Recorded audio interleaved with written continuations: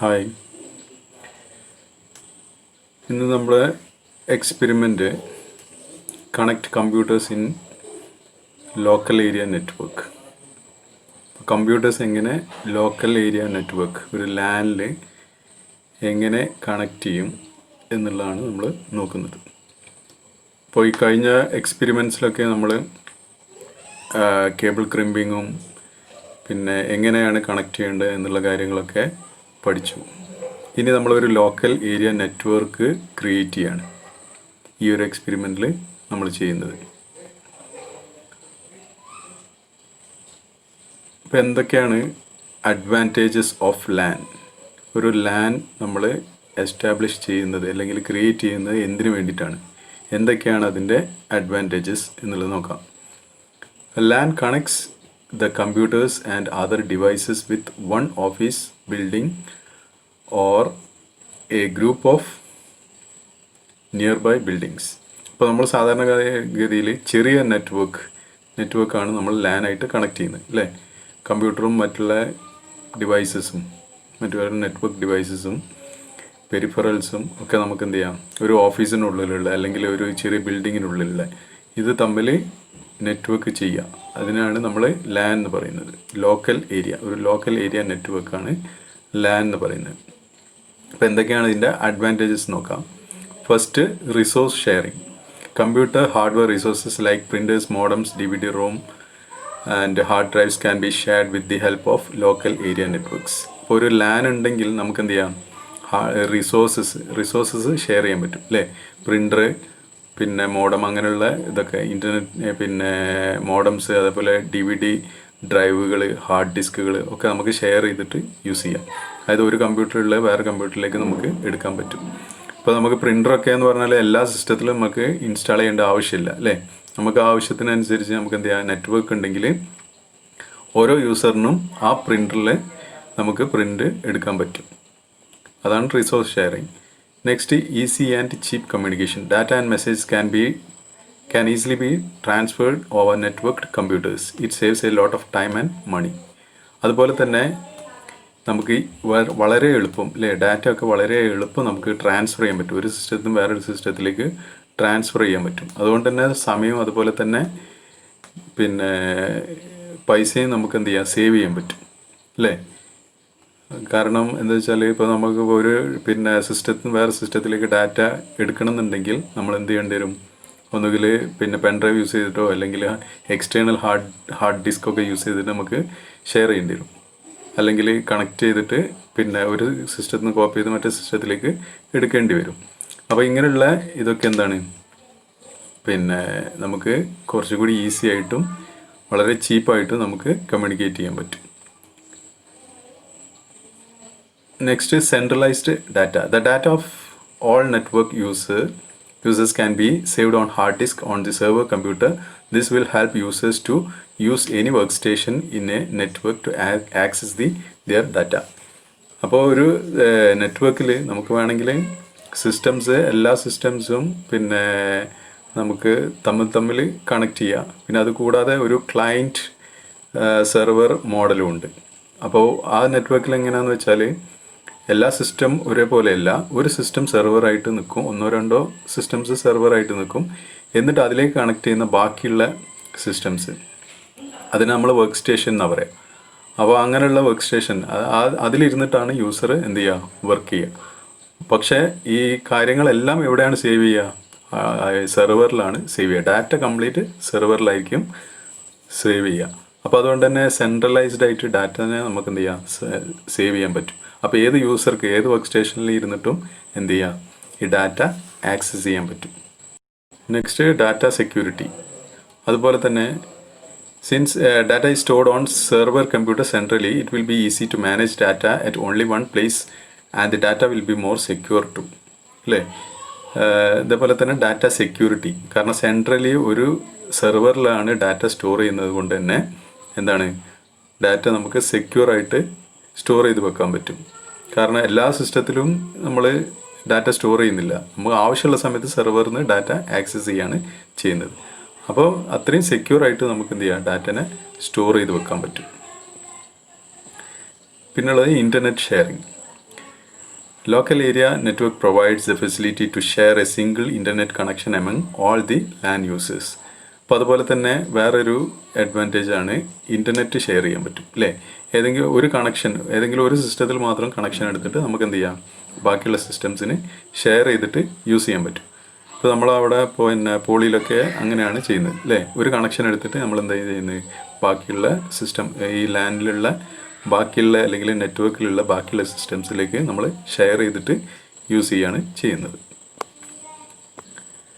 Next, connecting computers in LAN. എങ്ങനെയാണ് നമ്മൾ connect ചെയ്യുന്നത് നോക്കാം.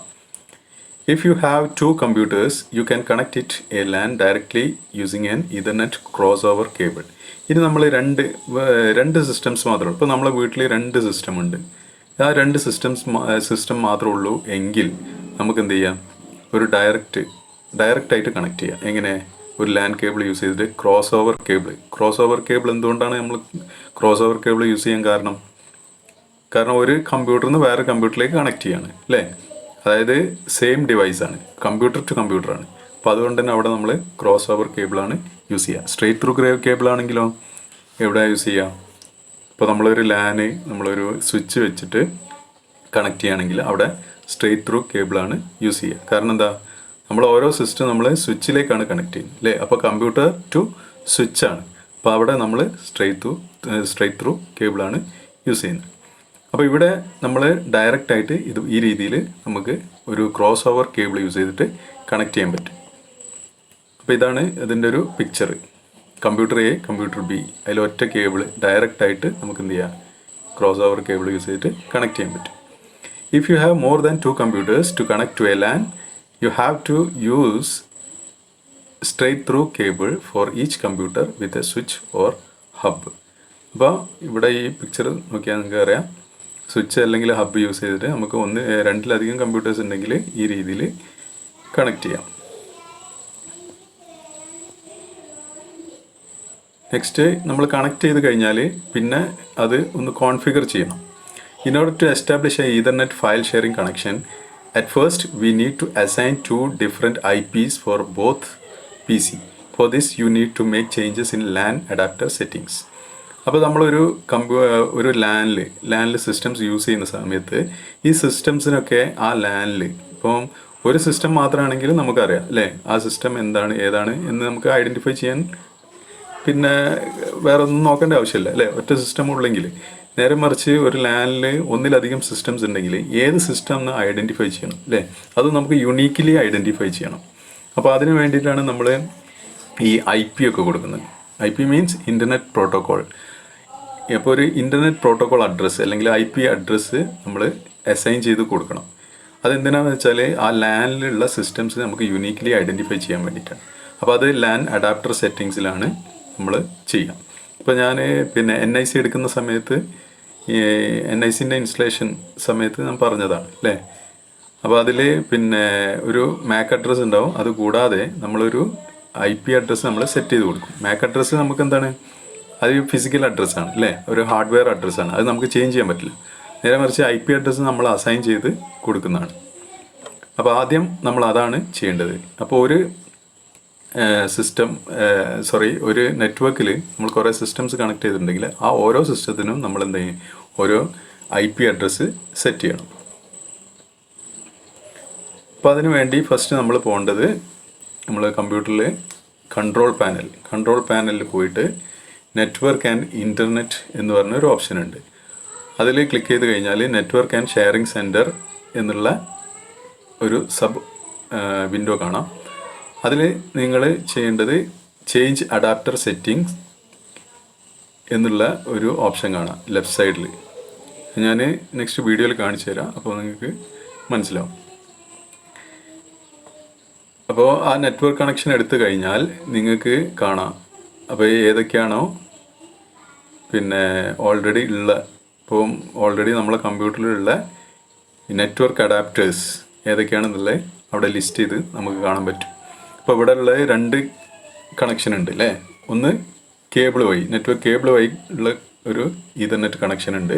പിന്നെ അത് കൂടാതെ ഒരു വൈഫൈ കണക്ഷനും ഉണ്ട് അല്ലേ, ഒരു WLAN ഉണ്ട്. അതുപോലെ തന്നെ ഒരു സാധാരണ ഈതർനെറ്റ് കണക്ഷനും ഉണ്ട്.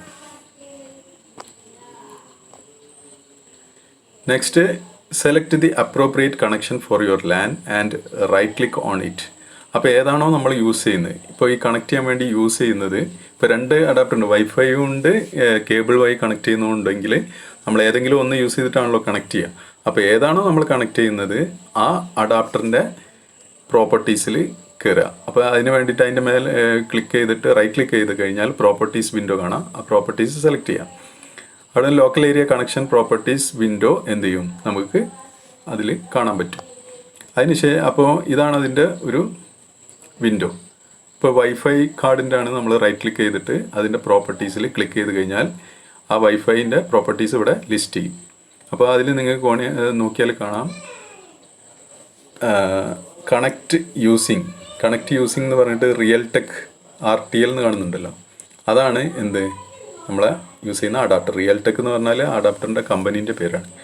അപ്പോൾ റിയൽ ടെക്കിൻ്റെ ആ മോഡൽ വൈഫൈ അഡാപ്റ്ററാണ് അതിൽ സെലക്ട് ആയി നിൽക്കുന്നത്.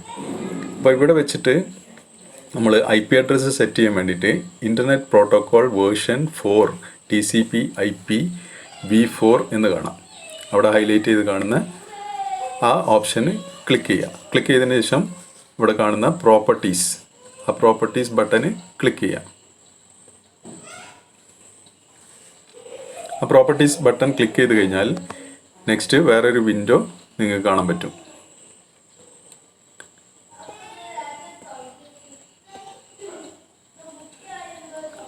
ആ വിൻഡോയിൽ നിങ്ങൾ എന്ത് ചെയ്യുകയെന്ന് വെച്ചാൽ IP അഡ്രസ്സ് സെറ്റ് ചെയ്യുക.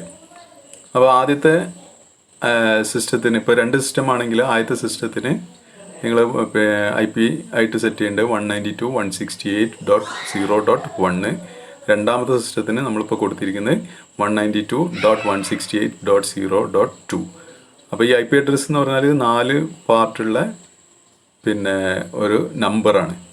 അത് നമ്മൾ സെപ്പറേറ്റ് ചെയ്യുന്ന ഡോട്ട് വെച്ചിട്ടാണ് സെപ്പറേറ്റ് ചെയ്യുന്നത്. 192.168.0.1 എന്നുള്ള ഒരു 4 പാർട്ടുള്ള ഒരു നമ്പറാണ് നമ്മൾ യൂസ് ചെയ്യുന്നത്. IP അഡ്രസ്സിൻ്റെ പറ്റിയിട്ടുള്ള നമുക്ക് ഡീറ്റെയിൽ ആയിട്ട് പഠിക്കാനുണ്ട്. നമുക്കൊരു എക്സ്പെരിമെൻ്റ് തന്നെ ഉണ്ട്. അപ്പോൾ അതുകൊണ്ട് ഞാൻ കൂടുതലായിട്ട് IP അഡ്രസ്സിനെ പറ്റിയിട്ട് പറയില്ല.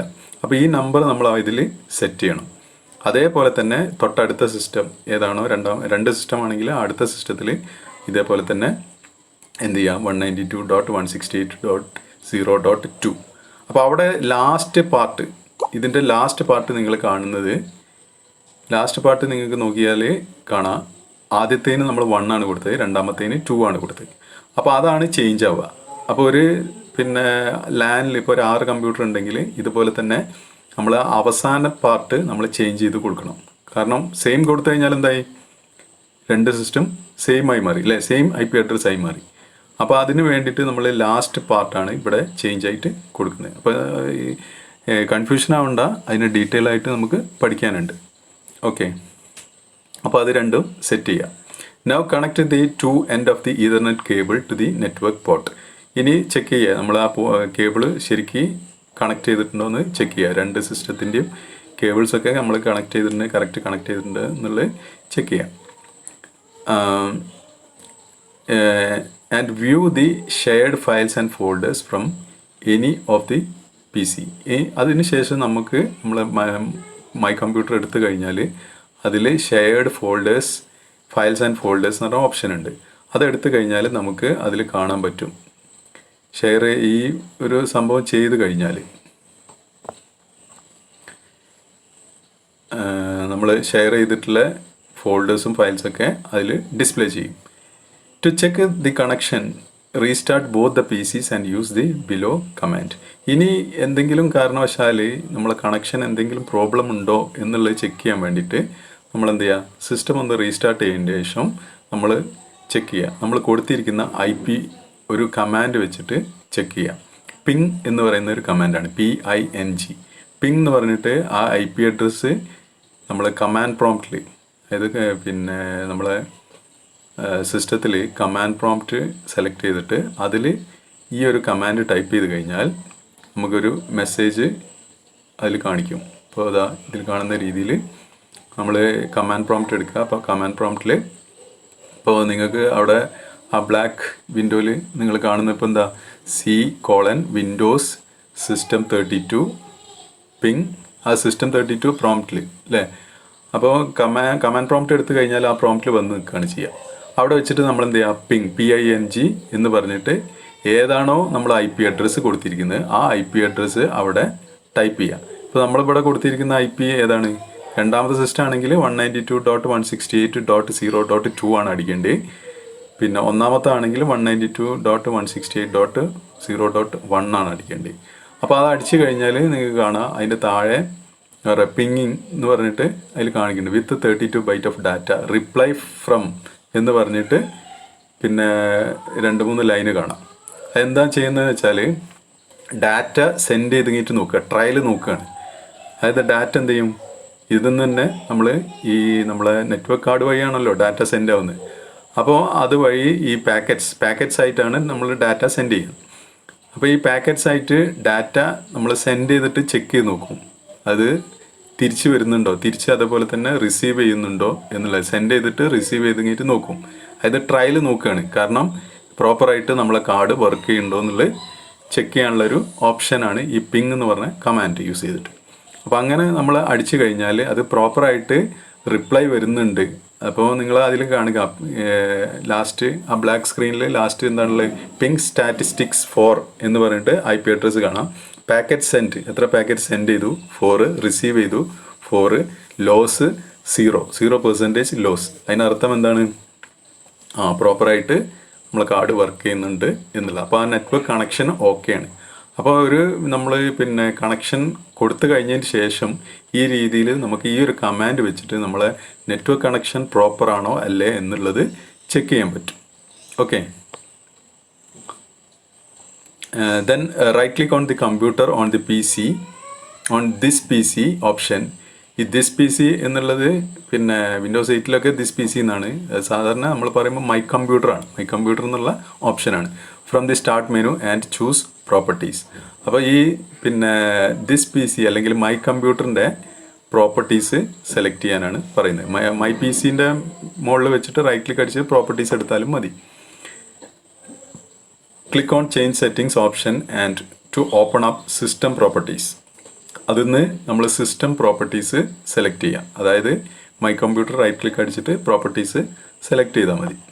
അപ്പോൾ നമുക്ക് സിസ്റ്റം പ്രോപ്പർട്ടീസ് കാണാം.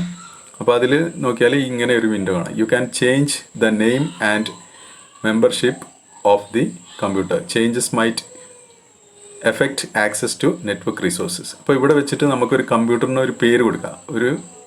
എന്തെങ്കിലും ഒരു പേര്, നമ്മളെ കമ്പ്യൂട്ടറിന് എന്തെങ്കിലും ഒരു പേര്. അതായത് ഇപ്പോൾ നമ്മൾ ലാബിലൊക്കെ ഉപയോഗിക്കുകയാണെങ്കിൽ, സ്റ്റാഫ് ഉപയോഗിക്കുന്ന സിസ്റ്റം ആണെങ്കിൽ ലാബ് 1 സ്റ്റാഫ് എന്ന് കൊടുക്കാം വേണമെങ്കിൽ. ഇപ്പോൾ നിങ്ങൾ സ്റ്റുഡൻസ് യൂസ് ചെയ്യണമെങ്കിൽ ലാബ് 1 PC1 അങ്ങനെ എന്തെങ്കിലും കൊടുക്കാം. അപ്പോൾ ആ കമ്പ്യൂട്ടറിൻ്റെ പേര് അവിടെ കൊടുക്കാം. പിന്നെ മെമ്പർ ഓഫ് എന്ന് പറഞ്ഞിട്ട് ഒരു വർക്ക് ഗ്രൂപ്പ് കാണും, ആ വർക്ക് ഗ്രൂപ്പിന് നിങ്ങൾ ഒരു പേര് കൊടുക്കണം. അപ്പോൾ സെയിം വർക്ക് ഗ്രൂപ്പിലുള്ള സിസ്റ്റംസ് തമ്മിലാണ് ഈ ഡാറ്റ ഒക്കെ നമ്മൾ ഷെയർ ചെയ്യുക. അപ്പോൾ വർക്ക് ഗ്രൂപ്പിൻ്റെ പേര് കൊടുക്കുമ്പോൾ ഒരു ലാൻ നമ്മൾ കണക്ട് ചെയ്യുകയാണെങ്കിൽ ആ ലാനിൽ എത്ര സിസ്റ്റം ഉണ്ടോ അത്രയും സിസ്റ്റത്തിന് സെയിം വർക്ക് ഗ്രൂപ്പ് കൊടുക്കണം. അപ്പോൾ വർക്ക് ഗ്രൂപ്പിന് നിങ്ങൾക്ക് ഇഷ്ടമുള്ള എന്തെങ്കിലും പേര് കൊടുക്കാം. ഇപ്പോൾ ഇവിടെ വർക്ക് ഗ്രൂപ്പിന് തന്നെയാണ് ഇപ്പോൾ ഇതിൽ കാണുന്നത്. വേണമെങ്കിൽ നമ്മളിപ്പോൾ നമ്മളെ ലാബിൽ യൂസ് ചെയ്യുന്നത് ഇപ്പോൾ ലാബ് 1 സിസ്റ്റംസ് ആണ്. ഒരു 30 സിസ്റ്റംസ് നമ്മൾ നെറ്റ്വർക്ക് ചെയ്തിട്ടുണ്ടെങ്കിൽ അതിന് വർക്ക് ഗ്രൂപ്പ് വേണമെങ്കിൽ ലാബ് 1 എന്ന് പറയുന്ന ഒരു വർക്ക് ഗ്രൂപ്പ് കൊടുക്കാം. അപ്പോൾ അങ്ങനെ കൊടുത്തു കഴിഞ്ഞാൽ ആ ലാബ് 1 എന്നുള്ള വർക്ക് ഗ്രൂപ്പ് എല്ലാ സിസ്റ്റം, ഇപ്പോൾ 30 സിസ്റ്റം ലാബ് 1 ആണ് വർക്ക് ഗ്രൂപ്പായിട്ട് കൊടുക്കുന്നതെങ്കിൽ ആ വർക്ക് ഗ്രൂപ്പിലുള്ള എല്ലാ സിസ്റ്റംസും തമ്മിൽ എന്ത് ചെയ്യണം, ഈസിലി നമുക്ക് ഡാറ്റ ഷെയർ ചെയ്യാൻ പറ്റും. ഓക്കെ,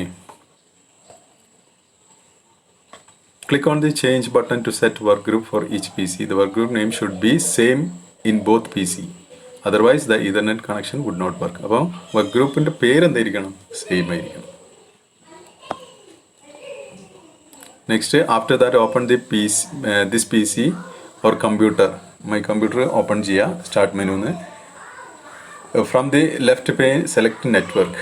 അപ്പോൾ മൈ കമ്പ്യൂട്ടർ നിങ്ങൾ ഓപ്പൺ ചെയ്ത് കഴിഞ്ഞാൽ ലെഫ്റ്റ് സൈഡിൽ നെറ്റ്വർക്ക് എന്ന് പറയുന്നൊരു ഒരു ഓപ്ഷൻ കാണാം. ആ നെറ്റ്വർക്കിൽ നിങ്ങൾ ക്ലിക്ക് ചെയ്ത് കഴിഞ്ഞാൽ, നമ്മളിതെല്ലാം കണക്ട് ചെയ്തതിന് ശേഷം നെറ്റ്വർക്കിൽ നിങ്ങൾ ക്ലിക്ക് ചെയ്ത് കഴിഞ്ഞാൽ നമ്മളിപ്പോൾ ആ ലാനിൽ ആ വർക്ക് ഗ്രൂപ്പിലുള്ള എല്ലാ കമ്പ്യൂട്ടേഴ്സും അവിടെ എന്ത് ചെയ്യും, ലിസ്റ്റ് ചെയ്ത് കഴിഞ്ഞിട്ട് കാണാൻ പറ്റും. വർക്ക് ഗ്രൂപ്പ് എന്നല്ല, മൊത്തത്തിൽ ആ നെറ്റ്വർക്കിൽ ഏതൊക്കെ സിസ്റ്റംസ് ആണ് നമ്മുടെ സിസ്റ്റമായിട്ട് കണക്ട് ചെയ്തിട്ടിരിക്കുന്നത്, ആ സിസ്റ്റംസ് എല്ലാം എന്ത് ചെയ്യും, അവിടെ ലിസ്റ്റ് ചെയ്ത് നിങ്ങൾക്ക് കാണാൻ പറ്റും. ഓക്കെ. അപ്പോൾ സെയിം വർക്ക് ഗ്രൂപ്പിൻ്റെ ആവശ്യം എന്താണെന്ന് വെച്ചാൽ, ആ സെയിം വർക്ക് ഗ്രൂപ്പ് കൊടുത്തു കഴിഞ്ഞാലേ ഒരു ഗ്രൂപ്പിൻ്റെ ഉള്ളിലാവുള്ളത്. അപ്പോൾ ആ സെയിം വർക്ക് ഗ്രൂപ്പ് പേര് നമ്മൾ തെറ്റിപ്പോവുകയോ അല്ലെങ്കിൽ വേറെ പേരൊക്കെ കൊടുത്തിട്ടുണ്ടെങ്കിൽ അത് വേറെ വർക്ക് ഗ്രൂപ്പായി മാറും. അപ്പോൾ അതുകൊണ്ട് തന്നെ അങ്ങനെ ആയിക്കഴിഞ്ഞാൽ നമുക്ക് എന്ത് ചെയ്യാൻ പറ്റില്ല, ഈ കമ്മ്യൂണിക്കേഷൻ എളുപ്പം നടത്താൻ പറ്റില്ല. ലാനിൻ്റെ കേസിലാണ് പറയുന്നത് കേട്ടോ. Next, double click on the computer that you find under the network window to access the files and folders of the shared section of the second computer. അപ്പോൾ അവിടെ വെച്ചിട്ട് നമ്മളിപ്പോൾ ഇപ്പം 2 കമ്പ്യൂട്ടേഴ്സ് തമ്മിൽ കണക്ട് ചെയ്താന്ന് വിചാരിക്കുക. അപ്പോൾ കമ്പ്യൂട്ടർ എ ഉണ്ട്, computer B ഉണ്ടെങ്കിൽ കമ്പ്യൂട്ടർ എയും ബിക്കും നമ്മളിതുപോലെ IP അഡ്രസ്സ് കൊടുത്തു, work group same work group കൊടുത്തു.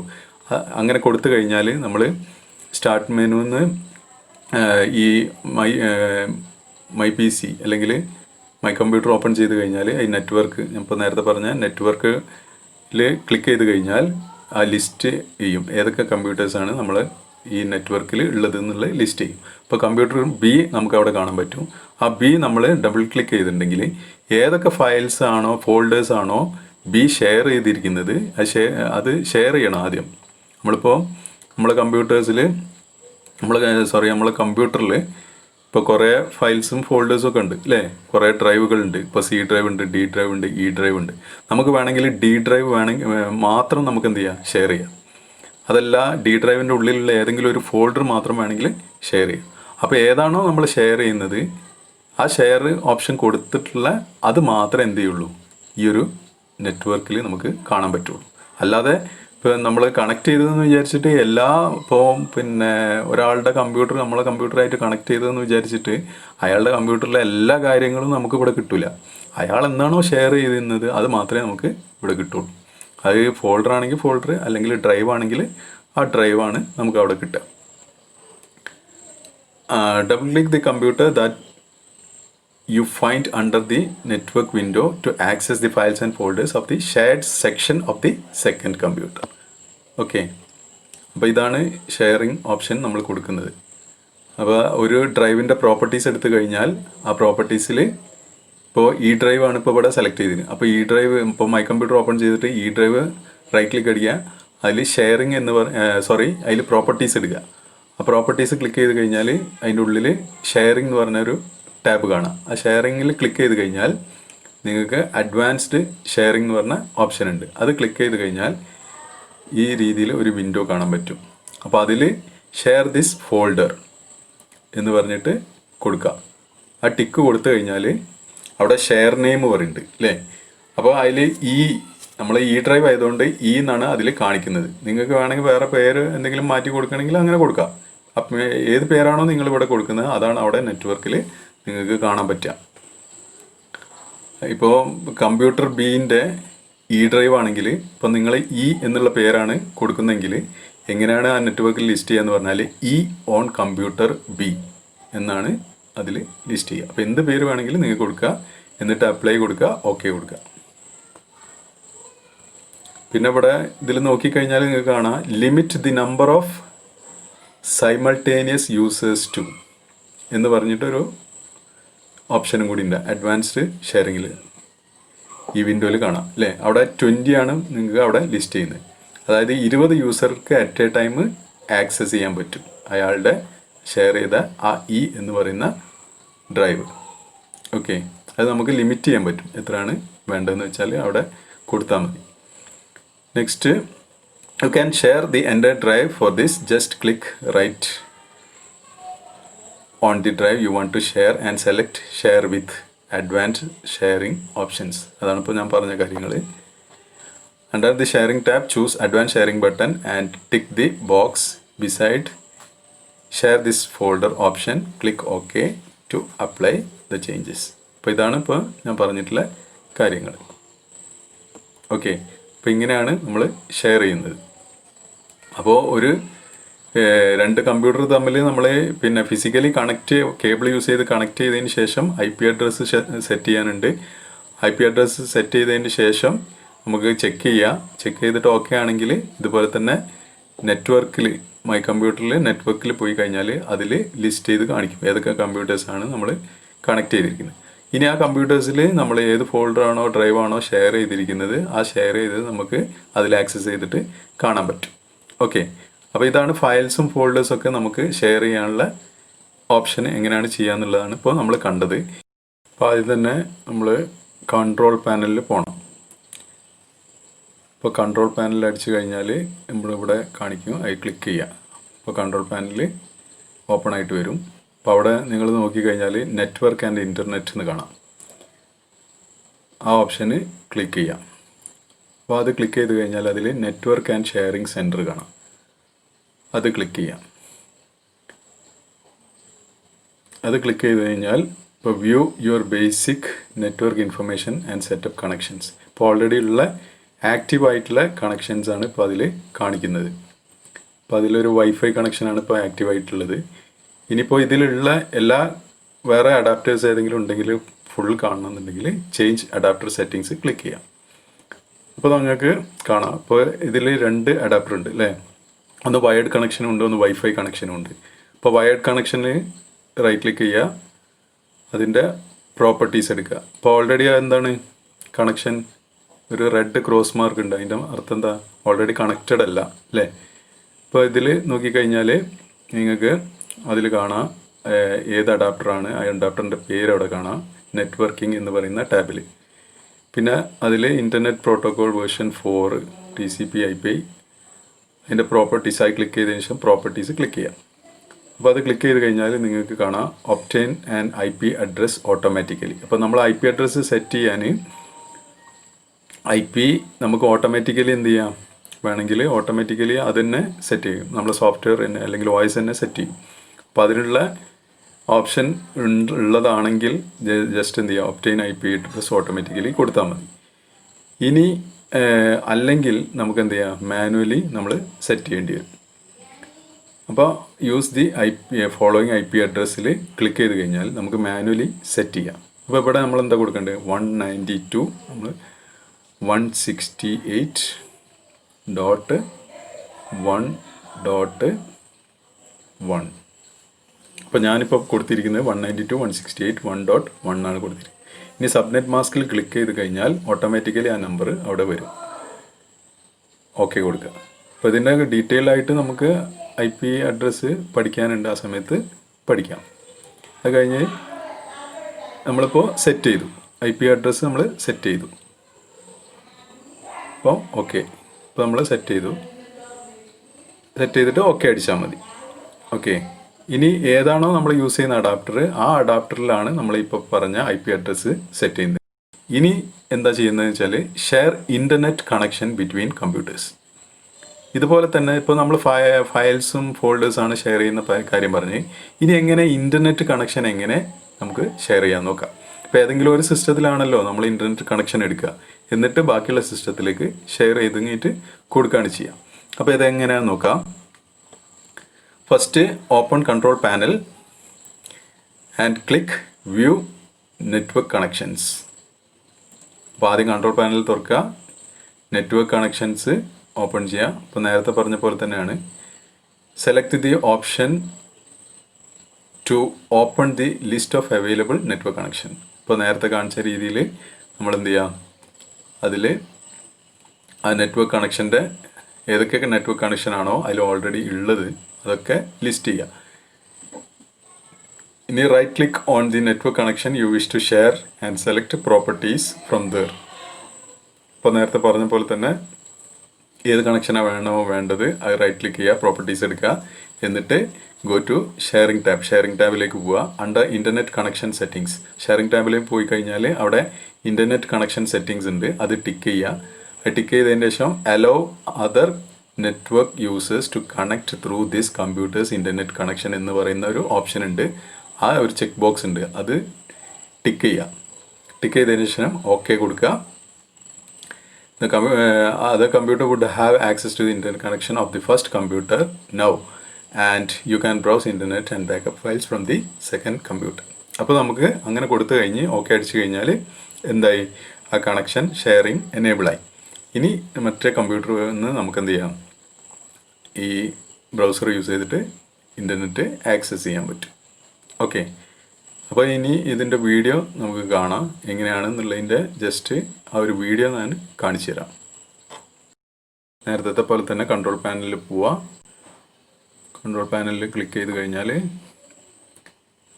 ഇതുപോലെ തന്നെ നെറ്റ്വർക്ക് ആൻഡ് ഇൻ്റർനെറ്റ് കാണാം. അതിൽ ക്ലിക്ക് ചെയ്യാം.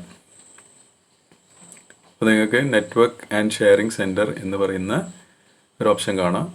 അതിൽ ക്ലിക്ക് ചെയ്യാം. നേരത്തെ പോലെ തന്നെ അതിൽ ക്ലിക്ക് ചെയ്ത് കഴിഞ്ഞാൽ ഇപ്പോൾ ഇവിടെ പറഞ്ഞിരിക്കുന്ന പോലെ തന്നെ ആക്റ്റീവായിട്ടുള്ള ഓൾറെഡി ഇപ്പോൾ കണക്റ്റഡ് ആയിട്ടുള്ള ആ ഒരു കണക്ഷൻ നിങ്ങൾക്ക് കാണാൻ പറ്റും. വൈഫൈ കണക്ഷൻ കാണാം. പിന്നെ എല്ലാ കണക്ഷനും കാണണമെന്നുണ്ടെങ്കിൽ ഓൾറെഡി ഉള്ള കണക്ഷൻ കാണാൻ ചേഞ്ച് അഡാപ്റ്റർ സെറ്റിങ്സിൽ ക്ലിക്ക് ചെയ്യാം. അതിൽ ക്ലിക്ക് ചെയ്താൽ ഇപ്പോൾ 2 കണക്ഷൻ ഉണ്ട്. ഒന്ന് ഈതർനെറ്റും ഒന്ന് വൈഫൈ ഉണ്ട്. ഈതർനെറ്റ് ഇപ്പോൾ കണക്റ്റഡ് അല്ല, ആ റെഡ് ക്രോസ് മാർക്ക് കാണാം. വൈഫൈ ആണ് ഇപ്പോൾ കണക്റ്റഡ് ആയിട്ടുള്ളത്. അപ്പോൾ റൈറ്റ് ക്ലിക്ക് അടിക്കുക, പ്രോപ്പർട്ടീസ് എടുക്കുക. അപ്പോൾ അതിൻ്റെ പ്രോപ്പർട്ടീസിൽ വൈഫൈ പ്രോപ്പർട്ടീസിൽ നെറ്റ്വർക്കിംഗ് ആണ് നമ്മൾ നേരത്തെ നോക്കിയത്. ഇപ്പോൾ ഷെയറിംഗ് എന്ന് പറയുന്ന ടാബ് ഉണ്ട്. അപ്പോൾ അവിടെ നോക്കിക്കഴിഞ്ഞാൽ allow the network users to connect through the computer's internet connection എന്ന ഓപ്ഷൻ ഉണ്ട്. അതെന്ത് ചെയ്യാം, ടിക്ക് ചെയ്യാം. അത് ടിക്ക് ചെയ്ത് കഴിഞ്ഞാൽ അതിൻ്റെ താഴെ വേറൊരു ഓപ്ഷൻ ഉണ്ട്, allow the network users to control or disable the shared internet connection. അപ്പോൾ ആ യൂസേഴ്സിന് അത് ഷെയർ ചെയ്യാനുള്ള ഓപ്ഷനുമാണ്. അപ്പോൾ അത് വേണമെങ്കിൽ അത് കൊടുക്കുക, അല്ലെങ്കിൽ എന്ത് ചെയ്യുക, അപ്പോൾ ആ ടിക്ക് മാർക്ക് കൊടുത്തിട്ട് ഓക്കെ കൊടുക്കുകയാണ് വേണ്ടത്. അപ്പോൾ അങ്ങനെ കൊടുത്തു കഴിഞ്ഞാൽ നമുക്ക് ആ ഷെയറിങ് എനേബിളായി. അപ്പോൾ ഏത് അഡാപ്റ്ററാണോ എന്ന് വെച്ചാൽ ആ അഡാപ്റ്ററാണ് ഇത്. ഈ രീതിയിൽ നമ്മൾ ഷെയറിങ് ടാബ് പോയിട്ട് ആ ടിക്ക് മാർക്ക് കൊടുക്കേണ്ടത്. ജസ്റ്റ് ആയി കൊടുത്തു കഴിഞ്ഞ് ഓക്കെ കൊടുത്തു കഴിഞ്ഞാൽ എന്തായി, എനേബിളായി. ഇത് എനേബിൾ ആയി കഴിഞ്ഞാൽ ബാക്കി ഉള്ള സിസ്റ്റംസിന് എന്ത് ചെയ്യും, ഇതിലുള്ള നെറ്റ്വർക്ക് കണക്ഷൻ അല്ലെങ്കിൽ ഇൻ്റർനെറ്റ് കണക്ഷന് ബാക്കിയുള്ളവർക്കും ആക്സസ് ചെയ്യാൻ പറ്റും. അപ്പോൾ നമ്മൾ ഇന്നത്തെ ഈ ഒരു എക്സ്പെരിമെൻറ്റിൽ എന്തൊക്കെയാണ് പഠിച്ചത്? ഒരു ലാനിൽ നമുക്ക് സിസ്റ്റംസ് എങ്ങനെ കണക്ട് ചെയ്യാം, അല്ലേ? എങ്ങനെ കണക്ട് ചെയ്യാം, ഫയൽസും ഫോൾഡേഴ്സും ഒക്കെ എങ്ങനെ ഷെയർ ചെയ്യാം, സിസ്റ്റംസ് തമ്മിൽ എങ്ങനെ ഷെയർ ചെയ്യാം എന്നുള്ള കാര്യങ്ങൾ പഠിച്ചു. പിന്നെ അത് കൂടാതെ ഇൻ്റർനെറ്റ് എങ്ങനെ ഷെയർ ചെയ്യാം, അല്ലേ? ഒരു സിസ്റ്റത്തിലേക്ക് നമ്മൾ ഇൻ്റർനെറ്റ് കണക്ഷൻ എടുത്തു കഴിഞ്ഞാൽ ബാക്കിയുള്ള സിസ്റ്റത്തിലേക്ക് എങ്ങനെ ഇൻ്റർനെറ്റ് ഷെയർ ചെയ്യാം എന്നുള്ള കാര്യങ്ങളാണ് നമ്മൾ ഇന്നത്തെ ഈ ഒരു എക്സ്പെരിമെൻറ്റിൽ പഠിച്ചത്. അപ്പോൾ ഓക്കെ, താങ്ക് യു.